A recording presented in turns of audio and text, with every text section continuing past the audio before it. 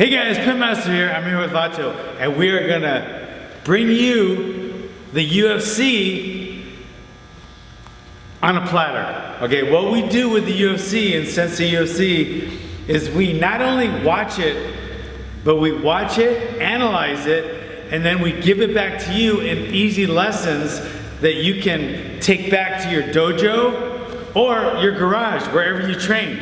These are techniques you can use in the street, in the cage, in the ring, on the mat, wherever you want to use them. So we're going to show you how these UFC fighters are actually your instructors through us. We're like the mediums. You know what I mean? So we take the fight and we give it back to you in easily digested chunks. Okay? You get that? Is that too much for you? A little bit. It might be a little confusing. Okay. Let's talk about the fights. All right, we're gonna go on the main card. We're talking about Renato versus Calvin. Okay. Now, that fight was a no-brainer. It was a leg kicker versus someone that didn't check any leg kicks. Not one. Why are people not checking leg kicks? Okay, let me tell you why. And it's easy for me to say, why isn't he checking leg kicks? Or the announcers or anyone that says, why isn't he checking leg kicks? That's the same as somebody swinging the bat at the baseball and saying, why is he not hitting the ball? Why is he striking out? See what I'm saying? Or if he's taking shots in the basketball, why aren't they going in the hoop? Let me tell you why people aren't checking leg kicks, okay? It's very, very simple. Because the timing is off. Okay? Sometimes your timing's on.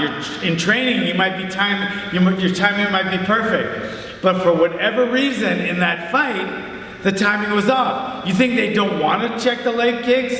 They're just saying, I want to get kicked in the leg a bunch of times so I can't even walk, because that would be more fun and it would be a much better strategy than just checking the leg kicks. Right? No, they don't think that way. They want to check the leg kicks, just like they want to block left hooks that land on their chin. The only reason they don't check the leg kicks is because their timing. They just can't check them. Right? Some people get hit. When Ali fought his guys, almost everyone got hit by his jab over and over. Nobody said, why didn't he parry his jab? Because the timing wasn't there. And that's why they're not checking the leg kicks. So with that said, let me give you guys a little tip. Okay? Now, if you're not able to check someone's leg kicks for whatever reason, and they're hurting, and you know you're not being able to check them. You can't just turn on a switch and go, okay, I'll check them all now. It doesn't work that way. So if you can't check their leg kicks, and if the timing isn't right, turn your leg out from 1 o'clock to about 10:30. Your toes are pointing there. Put all your weight on your leg while you're walking forward, and then just try to time his kick with number one, a punch, right? Because if they get hit when they throw the leg kick, that's going to discourage them from throwing a leg kick. Number two, if your leg is turned out and all your weight's on it and they kick your knee, that will severely discourage them from throwing a leg kick. Another thing you can do is you can try to time the leg kick and catch it. Okay, that's another thing. You have to catch it from this though. You have to bring your arm up high and then bring it around to catch it. Because if you just go down and catch it, you might get caught with a head kick or a punch to the face. If you just go for the leg kick here and then they punch you, that's not going to be good. So you want to bring your hand up here, then when they're kicking, you bring it down that way. It's a lot safer. Okay? So you want to put your weight on your leg, turn your foot from about 11 or 1 o'clock till about 10:30. Your toes pointing that way. Put all your weight on your leg and fight in that position for a while. It's a kind of silly position. You don't have much mobility. But if you're trying to discourage that's what you're trying to do. You're trying to discourage that person from leg kicking you. All right? Now with your leg turned out like this, they can still hit your muscle, but you can just try to punch and time it. Because if you catch someone coming in while they're leg kicking you, it'll discourage them, okay? And a good fight to reference would be Pedro Hizzo against Gan McGee, all right? That's old school. I don't even know who those guys are. All right, Pedro Hizzo, Gan McGee, Google that fight, and Gan McGee was one of my fighters, and that's all I had him doing, just trying to throw that right hand. So Pedro got a few leg kicks in, but Gan finally caught him that right hand while he was kicking, and he ended up knocking him out, okay? So that's one thing you should think about if you can't time the leg kick, because it's so easy to just tell him, well, just leg kick. I know for a fact that you want a leg kick, you're just not able to, so that's a way around that, okay? So that is number one lesson, okay? That is the leg kick alternative. All right? Okay, now, that's the Renato Calvin fight. Now let's talk about this. I'm not even gonna try to say this guy. I'm not gonna say either one of their last names. Zabit, and Kyle. Like this tall. Yeah, he was like 6'3", 6'4", featherweight. He was like, for all you boxing fans out there, he was like Thomas Hearns.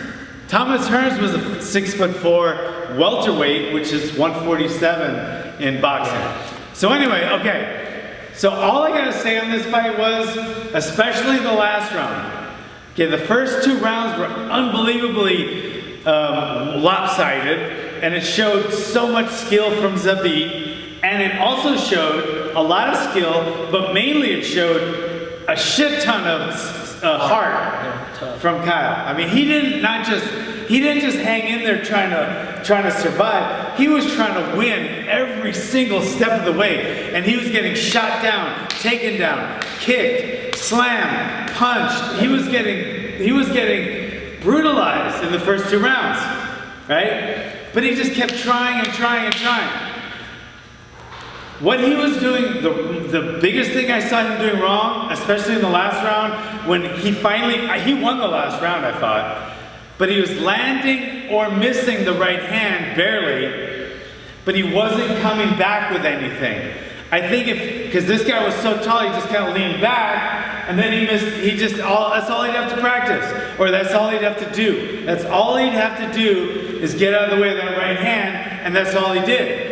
If he came in with a short flurry and maybe even a left hook behind the right hand, I think he would have been much more effective. He might have even gotten a stoppage, and if not, he at least would have scored more punches if he just came back with his left hook.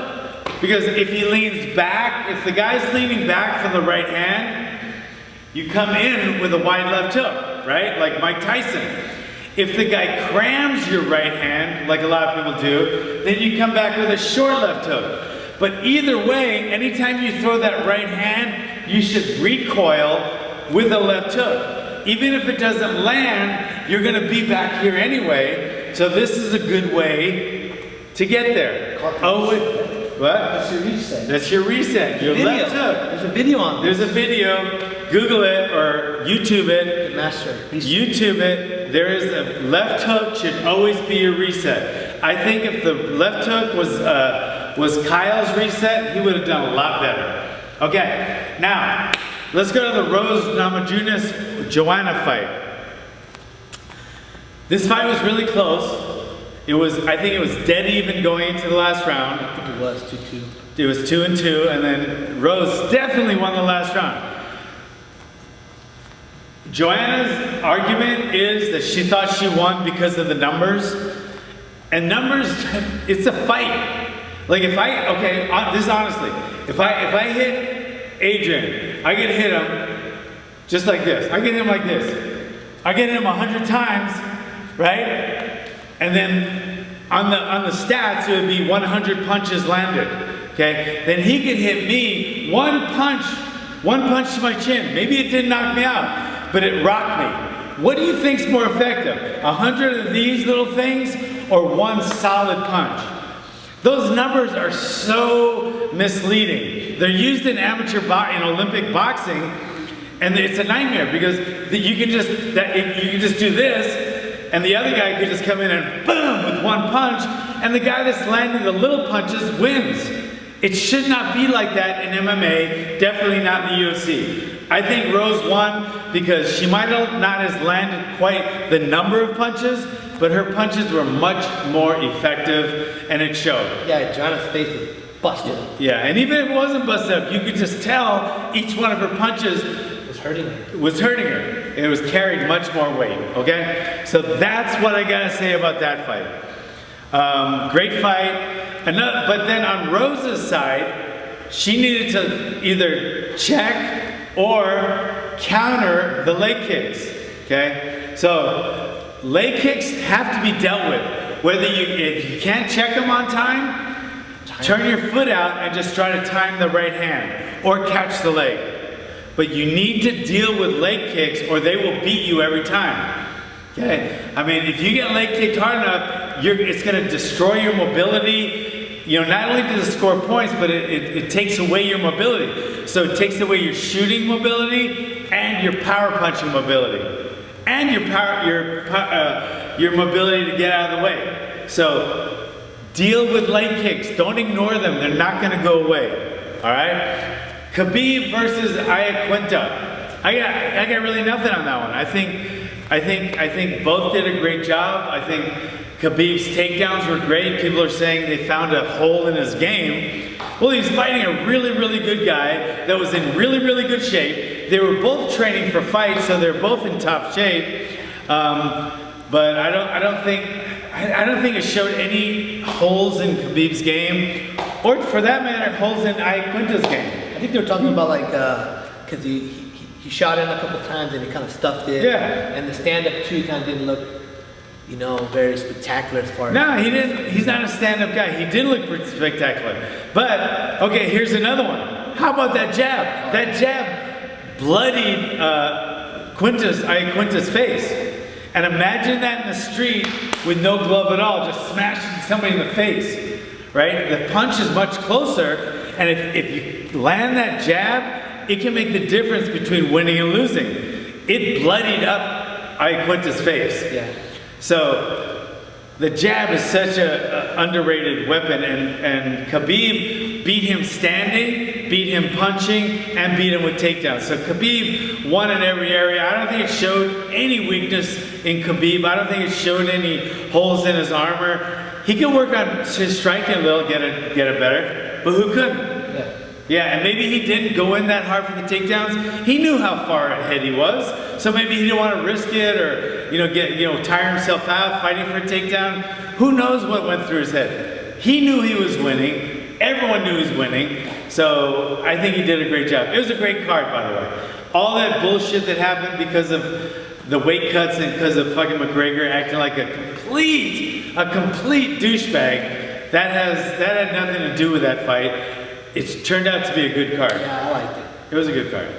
So anyway, that is Sensei UFC. Thanks for coming, guys. Make sure you subscribe and share.